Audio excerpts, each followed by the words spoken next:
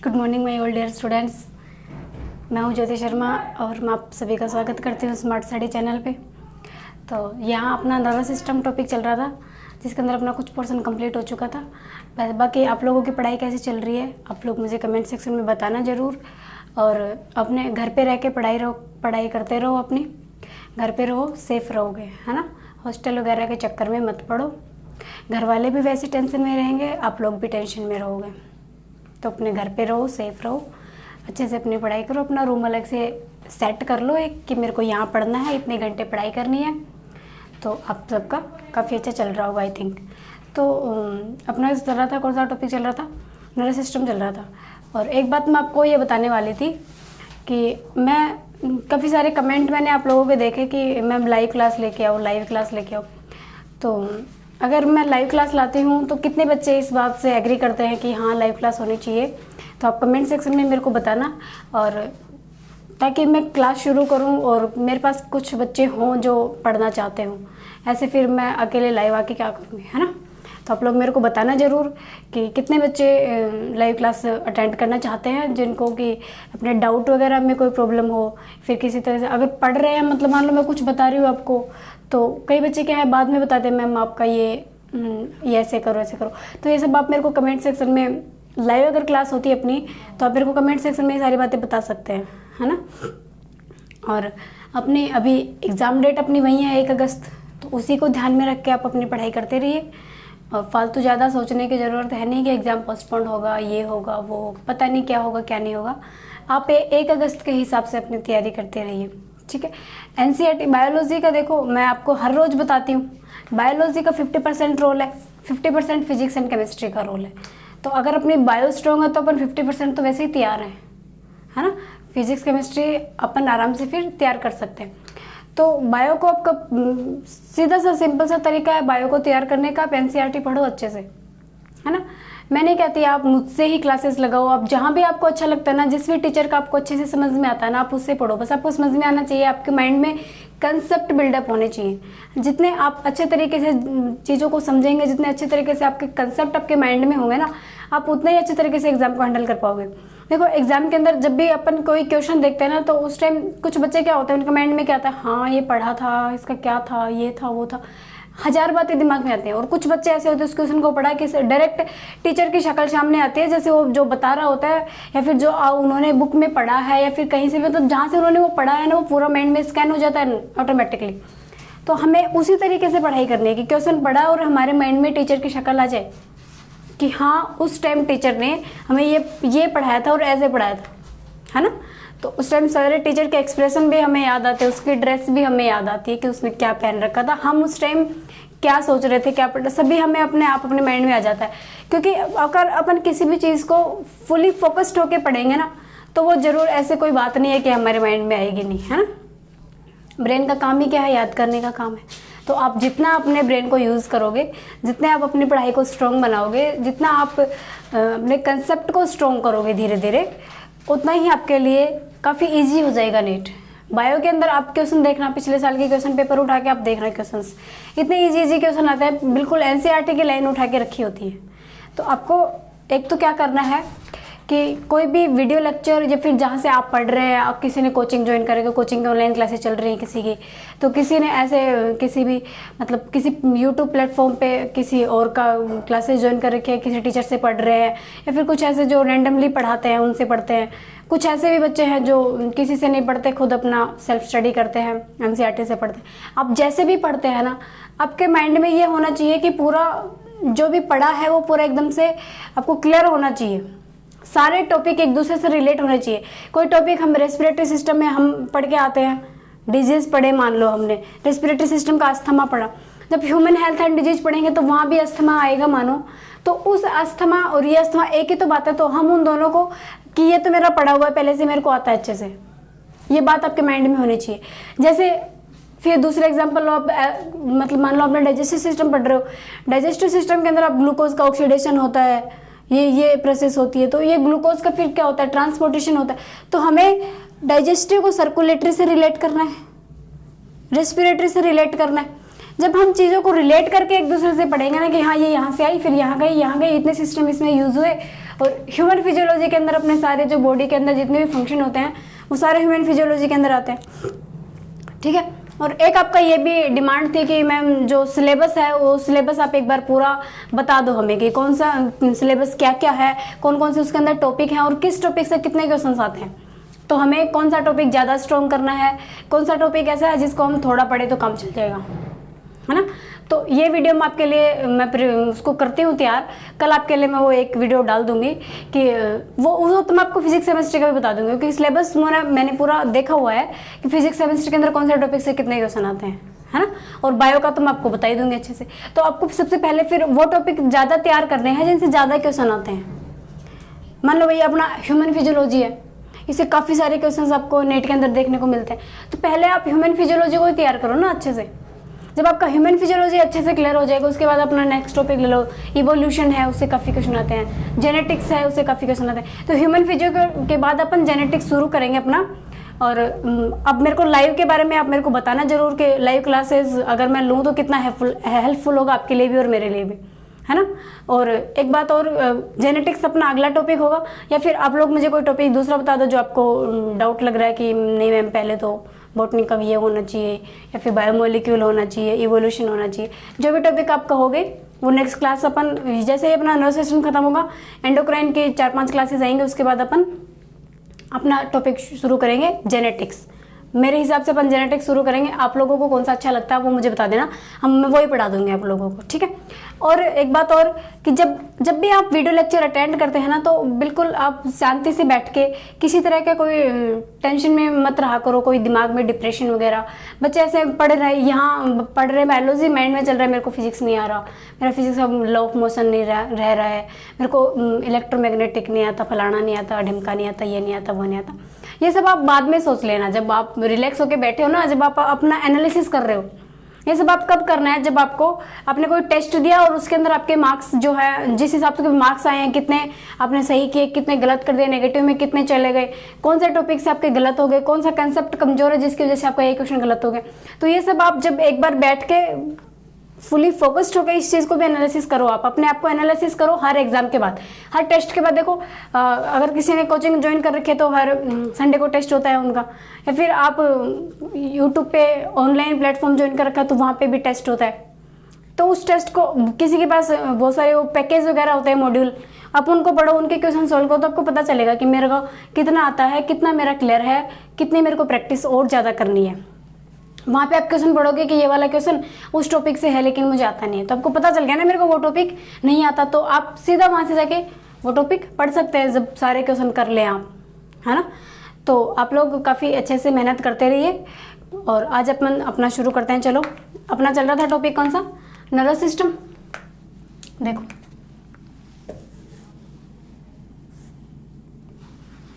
दिख रहा है क्या?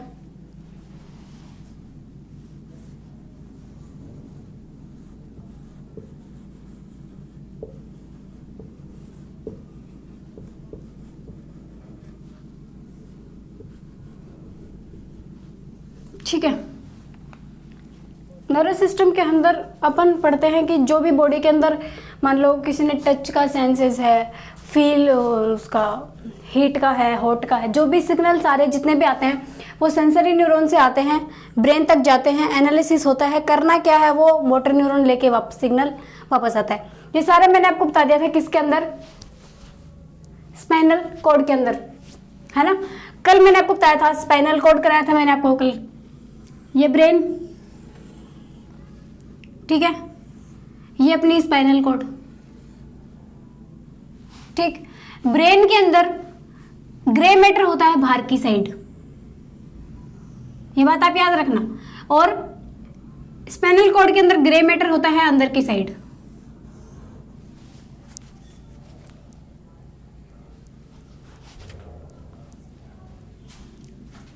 ठीक है, इतनी बात कल मैंने आपको बता दी थी। ये ग्रे मैटर है, ब्रेन के अंदर ग्रे मैटर होता है अंदर,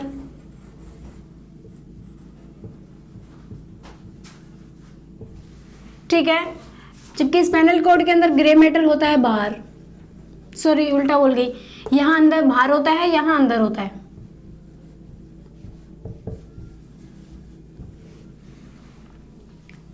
ग्रे मैटर क्या होता है आपको अच्छे से पता है। ग्रे मैटर अपन किसको बोलते हैं, जब न्यूरॉन्स की सेल बॉडी, बहुत सारी सेल बॉडी एक जगह पड़ी हो,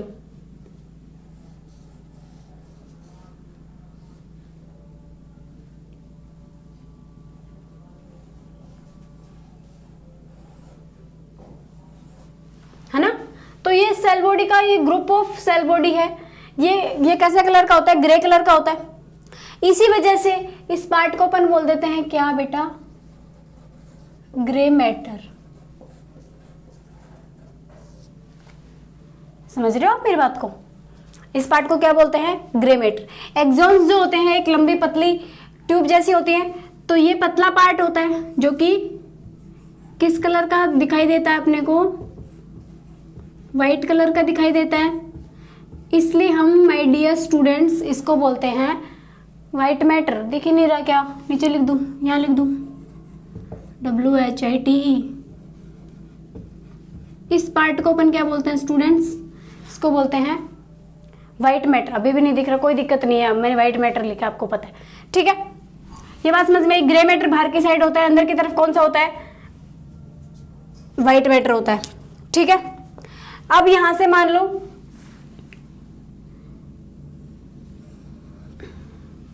ये कोई बॉडी का ऑर्गन है, यहाँ पे जगह नहीं है इसलिए थोड़ा कम ऐसे बना रही हूं, समझ जाना आप इससे। यहाँ पे मान लो कोई जानवर बैठ गया, कॉकरोच बैठ गया यहाँ पे, मानो बॉडी का ऑर्गन है ये, मतलब कि हाथ है मान लो ऐसे, चलो हाथ जैसे ही बना लेते हैं थोड़ा सा, ठीक है। हाथ जैसा लग रहा है क्या, लग रहा है। ये यहाँ पे इसके, ये यहाँ पे बैठा तो यहाँ पे कुछ इसको इसका वेट फील हुआ, जो भी कॉकरोच बैठा है, मक्खी मच्छर जो भी है, इसका वेट फील हुआ, तो यहाँ से रिसेप्टर्स ने इसको सिग्नल को क्या किया, सिग्नल को ग्रहण किया, और यहाँ से सिग्नल कहाँ पहुंचे, फिर इनको लेके कौन गया, सेंसरी न्यूरॉन, और कहाँ लेके जाता है, स्पाइनल कॉर्ड के पोस्टीरियर हॉर्न में। देखो डोर्सल साइड से अंदर एंटर करता है, ये बात याद रखना, ये डोर्सल साइड है और ये वेंट्रल साइड है, ये बात कल मैंने आपको बता दी थी। ये लेके गया, ठीक है। कई बार क्या होता है, ये सिग्नल यहाँ से कहाँ पहुंचते हैं, ऊपर ब्रेन में पहुंचते हैं, फिर यहाँ पे इंटर न्यूरॉन, और फिर वापस से एनालिसिस होके ये कहाँ पहुंचता है, ये यहाँ पहुंचता है, और यहाँ से फिर ये ऐसे चक्कर घूमता है, ठीक। कई बार जब ब्रेन तक नहीं जाए, मानो कई बार क्या होता है, यहाँ से सिग्नल आया सीधा यहाँ से इंटर न्यूरॉन बना, इसने सिग्नल दिया किसको, मोटर न्यूरॉन को, और डायरेक्ट यहाँ रिफ्लेक्स आर्क बोलते हैं इसको। नी जर्क किसका एग्जाम्पल है, बेस्ट एग्जाम्पल है नी जर्क। नी जर्क किसका बेस्ट एग्जाम्पल है, रिफ्लेक्स आर्क, रिफ्लेक्स आर्क।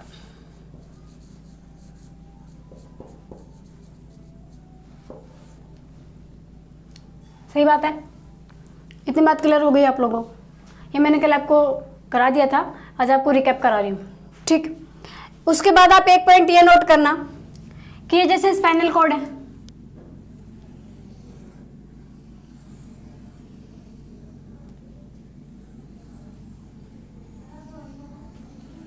ये इसका ग्रे मैटर है, बाहर इसका व्हाइट मैटर है। यहां से सिग्नल्स आएंगे, सिग्नल यहां से ही आते हैं, ठीक है।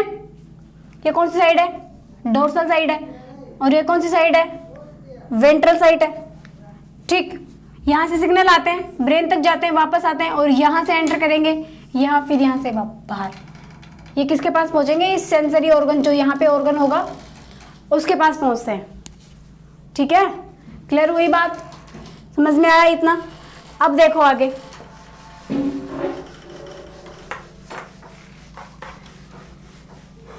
अब अपन ब्रेन कर लेते हैं, पहले ब्रेन की स्ट्रक्चर, उसके बाद ब्रेन के फंक्शन, ठीक है।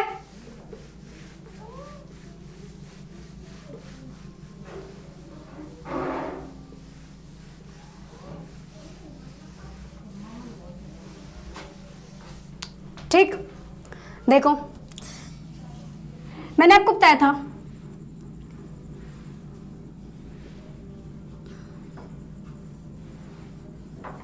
ब्रेन कुछ ऐसी स्ट्रक्चर होता है,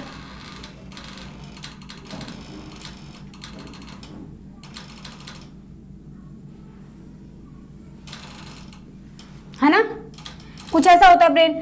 और ये किससे कवर होता है? ये पूरा इसके ऊपर एक कवरिंग होती है, किसकी?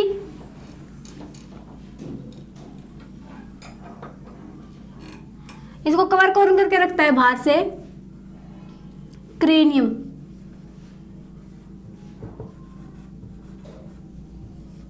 ठीक है, इतना समझ में आया?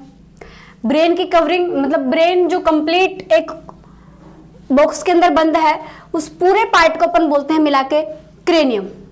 ठीक, अब देखो, अभी क्रेनियम का बाहर वाली स्ट्रक्चर है, इसके बाहर एक हार्ड स्ट्रक्चर लगी होती है, एक हार्ड लेयर होती है इसके बाहर की तरफ, ऐसे। इस बाहर वाली हार्ड स्ट्रक्चर को बोलते हैं ड्यूरामेटर।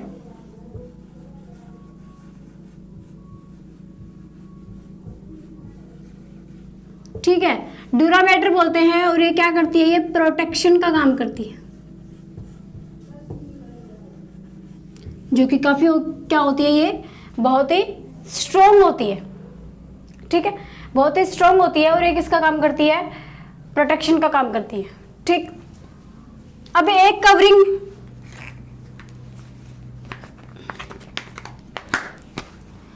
इस ब्रेन के ऊपर भी होती है, ऐसे।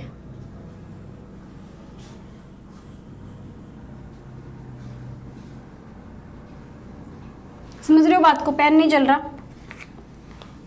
ये वाली है ऐसे।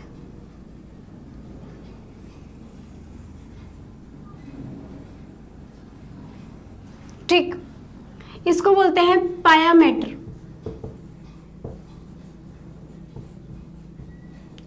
ये काफी सॉफ्ट होती है। ठीक, एक इनके बीच में एक जाली जैसी स्ट्रक्चर और होती है, web like structure, that is called arachnoid matter।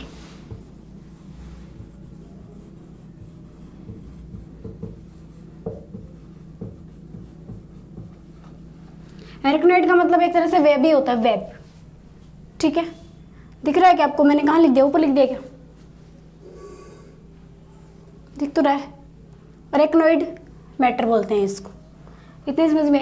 इन तीनों को मिला के इनको बोलते हैं मेनिन्जेस। लिख दूं क्या? दिखेगा क्या? यहां लिख दूं क्या?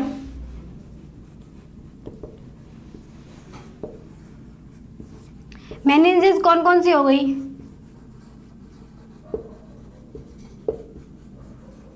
ड्यूरामेटर, एरेक्नोइड और पायामेटर।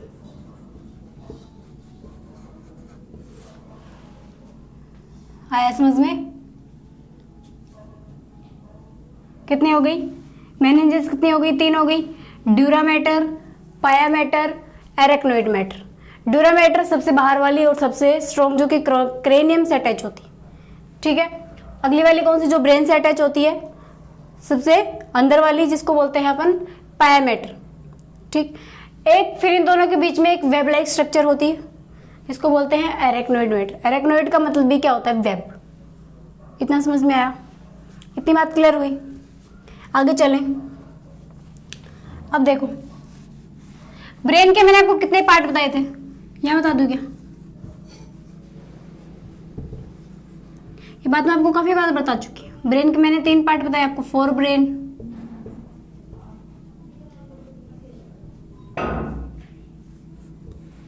मिड ब्रेन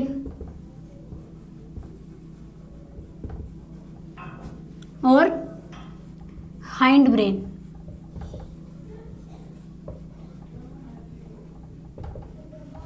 ठीक, कितने पार्ट बताए थे मैंने आपको?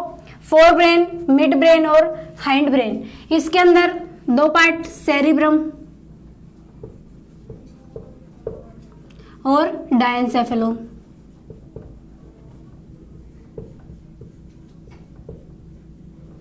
ठीक है, इसके अंदर 3 पार्ट बताए थे। कौन कौन से? पॉन्स, मेडुला और सेरिबेलम। ठीक, इसका कोई पार्ट होता नहीं है। आया समझ में बात? एक सेकेंड।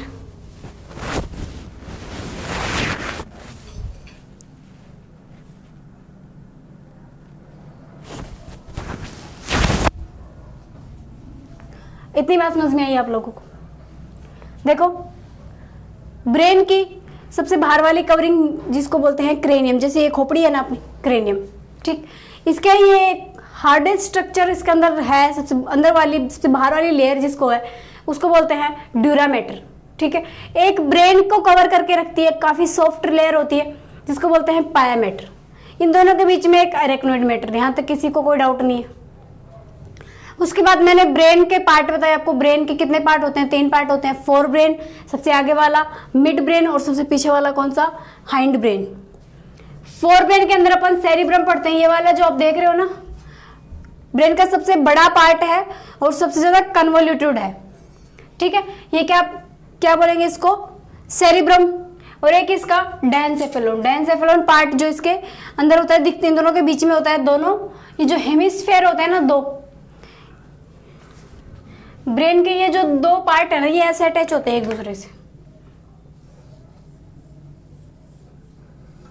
एक ये, दूसरा ये ऐसे जुड़े होते हैं एक दूसरे से। ये एक हेमिस्फेयर, ये दूसरे हेमिस्फेयर, ठीक है। क्लियर हुई बात? तो इन दोनों के बीच में ये क्या कौन प्रेजेंट है? यहाँ डायनसेफेलोन प्रेजेंट, ठीक। फिर मिड ब्रेन का कोई पार्ट होता नहीं है। मिड ब्रेन सिर्फ एक पास है, एक क्या करता है? Relay centre. जबकि फिर हाइंड ब्रेन के अंदर कितने पार्ट? पोन्स, मेडुला और सेरिबेलम। अब इन सब के अंदर अलग अलग चीजों के क्या प्रेजेंट है? यहाँ पे सेंटर प्रेजेंट, जैसे प्यास लग रही है, प्यास का सेंटर, भूख का सेंटर, टच का सेंटर, ये सारे सेंटर कहाँ प्रेजेंट होते हैं? ये इनके अंदर क्या प्रेजेंट होते हैं? कुछ सेंटर प्रेजेंट होते हैं जो कि स्पेसिफिक होते हैं। ये उसी चीज को क्या करेंगे? एनालिसिस करेंगे। जैसे भूख का सेंटर कहाँ प्रेजेंट होगा? अपने हाइपोथैलेमस के अंदर होता है। हाइपोथैलेमस कहाँ होता है? मेडुला, इस वाले हाइंड ब्रेन वाले पार्ट में मिलेगा वो। ये सारे मैं आपको क्लियर कराऊंगी, ठीक है। इतनी बात आपको समझ में आई कि नहीं आई? ब्रेन के कितने पार्ट बताए मैंने? Fore brain, mid brain, hind brain. Fore brain के अंदर डायनसेफेलोन और सेरिब्रम। मिड ब्रेन का कोई पार्ट नहीं है। और हाइंड ब्रेन का पोन्स, मेडुला और सेरिबेलम। इतनी बात याद रखना, ठीक है। ये वाला पार्ट है ना, ये सेरिबेलम है। ये वाला जो है ये सेरिब्रम है, ये मिड ब्रेन है। इस वाले पार्ट को हाइंड ब्रेन होती है, पोन्स है, ये मेडुला है और ये सेरिबेलम। ये वाला पार्ट है, इसको बोलेंगे पूरा, क्या बोलते हैं इसको? क्या बता रही हूँ मैं आपको? ये हाइंड ब्रेन है, सॉरी, ये पूरा जो है इसको क्या बोलते हैं? हाइंड ब्रेन बोलते हैं। इतनी बात समझ में आ गई? आगे चले।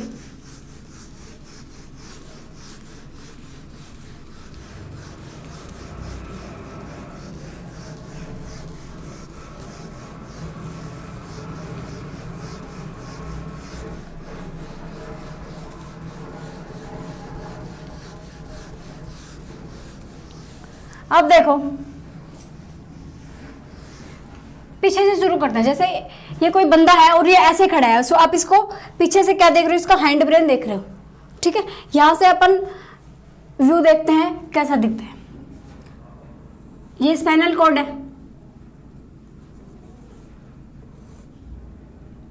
ठीक है। फिर जहां से स्पाइनल कॉर्ड ब्रेन से बाहर निकलती है, वहां से ऐसे स्ट्रक्चर शुरू हो जाती है, ठीक है। ये फोरामेन मैग्नम है ना, जहां से स्पाइनल कॉर्ड बाहर निकलती है, ठीक। अब देखो, ये अपनी हो गई। ध्यान से समझते जाना, कोई डाउट नहीं आएगा। ये आप लोगों को काफी टफ लगता है, इसको मैं थोड़ा इजी बनाने की कोशिश कर रही हूँ, थोड़ा ध्यान से देखना बात को, ठीक है। फिर ये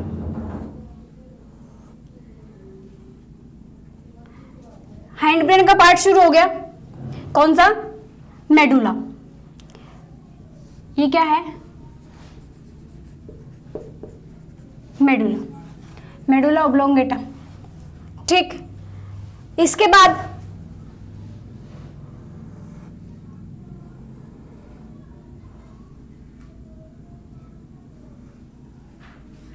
ये कौन सा पार्ट है? पोन्स। यहां तक कोई डाउट नहीं है ना? पोन्स के ऊपर फिर अपना क्या होता है, मिड ब्रेन होता है ना। पोन्स के ऊपर एक डिब्बा और बना दें ऐसा, पोन्स के ऊपर अपना क्या रखा होता है, मिड ब्रेन। यहां तक किसी को कोई डाउट नहीं है ना, समझ में आया अच्छे से।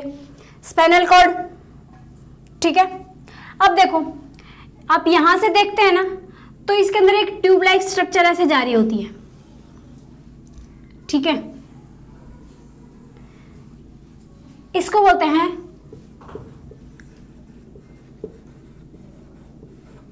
इस ट्यूब लाइक स्ट्रक्चर है जिसके अंदर एक फ्लूइड भरा होता है, इसको बोलते हैं सेरिब्रोस्पाइनल फ्लूइड, सेरिब्रोस्पाइनल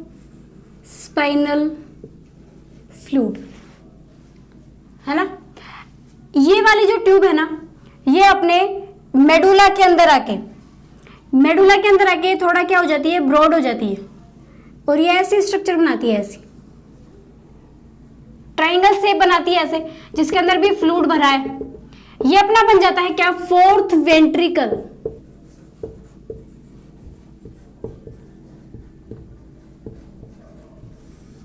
ये अपना क्या बन जाता है, फोर्थ वेंट्रिकल। देखो, ब्रेन के अंदर 4 वेंट्रिकल होते हैं, मैंने आपको सबसे लास्ट वाला बता दिया कहां होता है, मेडुला के अंदर। ये वाली जो स्ट्रक्चर बाहर निकलती है ऐसे, ठीक है, ट्रायंगुलर शेप, इसको बोलते हैं फोर्थ वेंट्रिकल। देखो, पीछे से शुरू किया स्पाइनल कॉर्ड, स्पाइनल कॉर्ड से अंदर जब अपन ऊपर चढ़ते हैं, ऊपर की तरफ आते हैं, तो क्या आता है, सबसे पहले हाइंड ब्रेन शुरू होता है। तो हाइंड ब्रेन का अपने कौन सा पार्ट शुरू हुआ, मेडुला, मेडुला के ऊपर पोन्स, पोन्स के ऊपर फिर मिड ब्रेन, कोई डाउट नहीं है। और ये यहाँ पे इसको कौन कवर करके रखता है, ये अपना सेरिबेलम,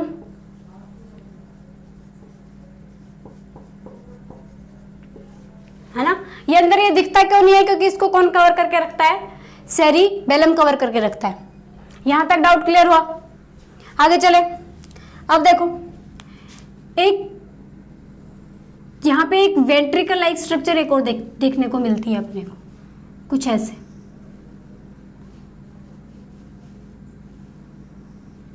ठीक है।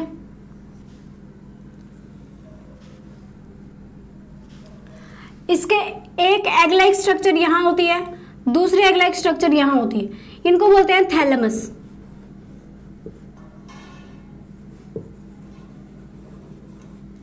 ये क्या है, थैलेमस। ये वाला जो है ना, ये है अपना थर्ड वेंट्रिकल। ये क्या है अपना, थर्ड वेंट्रिकल है। थर्ड वेंट्रिकल कहां होता है, मिड ब्रेन के जस्ट ऊपर। मिड ब्रेन के जस्ट ऊपर कौन है, थर्ड वेंट्रिकल। थर्ड वेंट्रिकल के अंदर कौन है, एक तो थैलेमस, सॉरी, थैलेमस के दो क्या है, एग लाइक स्ट्रक्चर है। ये एक तरह का क्या है, रिले सेंटर है थैलेमस, ठीक है। ये वाला जो इतना पार्ट मैंने अभी आपका बनाया है ना, मिड ब्रेन, ये पोन्स, मेडुला ओब्लोंगेटा, और ये वाला मिड ब्रेन भी सॉरी साथ है इसमें, स्पाइनल कॉर्ड छोड़ दो, मेडुला ओब्लोंगेटा तक। ये इस वाले पार्ट को बोलते हैं ब्रेन स्टेम,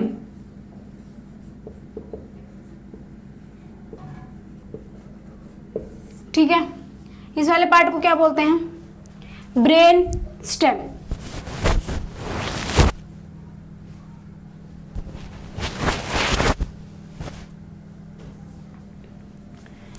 अब देखो, ये क्या हो गया, अपने दो थैलेमस, ठीक है। ये दो क्या हो गए, थैलेमस। अब ये यहां से एक स्ट्रक्चर यहां पे आगे लगी होती है, इसको बोलते हैं हाइपोथैलेमस। थैलेमस के नीचे कौन होता है, हाइपोथैलेमस। और हाइपोथैलेमस से कौन सी ग्लैंड अटैच होती है, पिट्यूटरी। लिख दूं क्या,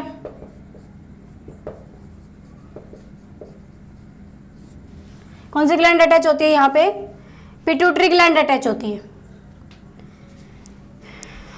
काफी खिचड़ी बन गई मुझे पता है, फिर से समझाने की कोशिश करती हूँ एक बार। स्पाइनल कॉर्ड, ठीक, कोई दिक्कत नहीं है। स्पाइनल कॉर्ड ऊपर चले, ब्रेन शुरू हुआ, हाइंड ब्रेन का पहला पार्ट कौन सा है अपने पास, मेडुला ओब्लोंगेटा। मेडुला ऑब्लोंगेटा के ऊपर कौन सा आया अपने पास? पोन्स। पोन्स के ऊपर मिड ब्रेन, कोई दिक्कत नहीं है। मिड ब्रेन के ऊपर थर्ड वेंट्रिकल होता है, बाद में देखेंगे। अब अपन यहाँ से देखते हैं मिड ब्रेन के यहाँ से देखेंगे अपन तो एक ट्यूब लाइक स्ट्रक्चर नीचे जा रही है, जिसको अपन ने क्या नाम, जिसको अपन क्या बोलते हैं? Cerebrospinal fluid. जिसके अंदर फ्लूइड भरा होता है ना, उसको सेरिब्रोस्पाइनल फ्लूइड बोलते हैं।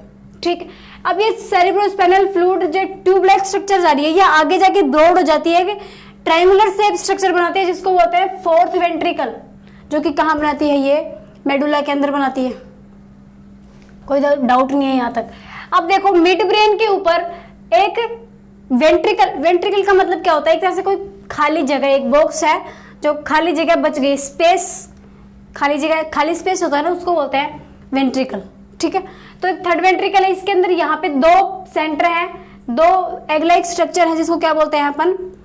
थैलेमस बोलते हैं। ठीक है, ये क्या है? दो थैलेमस है। अब इस थैलेमस के नीचे ये वाली जो ये स्ट्रक्चर बनेगी, यहाँ पे इसके लगे होते हैं हाइपोथैलेमस, और हाइपोथैलेमस से कौन अटैच होती है? अपनी पिट्यूटरी, है ना? कौन सी ग्लैंड अटैच होती है यहाँ पे? पिट्यूटरी ग्लैंड अटैच होती है। यहाँ तक कोई डाउट नहीं है? क्लियर हुआ इतना टॉपिक? आगे चले, चलो। अब डायंसेफेलोन वाला, डायंसेफेलोन कौन से पार्ट को बोलते हैं? जब पीनियल, थैलेमस और हाइपोथैलेमस, ठीक है। अभी थर्ड वेंट्रिकल बनाया था ना अपन ने ऐसे,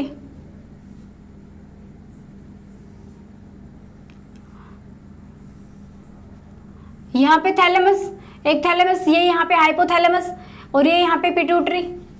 यहाँ एक ग्लैंड और होती है पीनियल, कौन सी ग्लैंड होती है? पीनियल। डायंसेफेलोन बनता है ना, डायंसेफेलोन के अंदर कौन कौन से पार्ट आते हैं? एक तो पीनियल आती है, ठीक है, थैलेमस आता है, और एक आता है हाइपोथैलेमस।